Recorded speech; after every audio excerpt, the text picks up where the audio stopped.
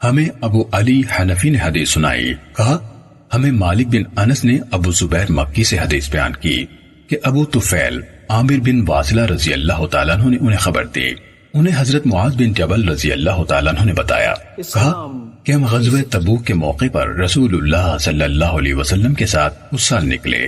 آپ صلی اللہ علیہ وسلم اس سفر میں 2 نمازوں کو جمع کرتے تھے، پس ظہر اور عصر دونوں ملا کر پڑھیں اور مغرب اور عشاء ملا کر پڑھیں۔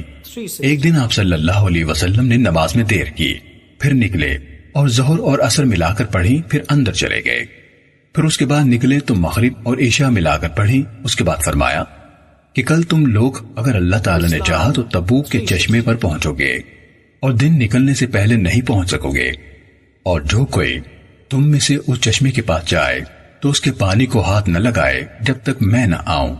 سیدنا معاذ رضی اللہ تعالیٰ عنہ نے کہا، پھر ہم اس چشمے پر پہنچے اور ہم سے پہلے وہاں 2 آدمی پہنچ گئے تھے۔ چشمے کے پانی کا یہ حال تھا کہ جوتی کے تسمے کے برابر ہوگا، وہ بھی آہستہ آہستہ بہہ رہا تھا۔ رسول اللہ صلی اللہ علیہ وسلم نے ان دونوں آدمیوں سے پوچھا کہ تم نے اس کے پانی میں ہاتھ لگایا؟ انہوں نے کہا کہ ہاں۔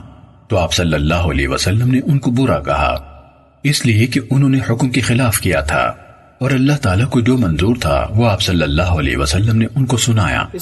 پھر لوگوں نے چلوؤں سے تھوڑا تھوڑا پانی ایک برتن میں جمع کیا، تو آپ صلی اللہ علیہ وسلم نے اپنے دونوں ہاتھ اور منہ اس میں دھوئے، پھر وہ پانی اس چشمے میں ڈال دیا تو وہ چشمہ جوش مار کر بہنے لگا، اور لوگوں نے اپنے جانوروں اور آدمیوں کو پانی پلانا شروع کیا۔ اس کے بعد آپ صلی اللہ علیہ وسلم نے فرمایا کہ اے معاذ، اگر تیری زندگی رہی تو تو دیکھے گا کہ یہاں جو جگہ ہے وہ گھنے باغات سے لہلہا اٹھے گی۔ صحیح مسلم۔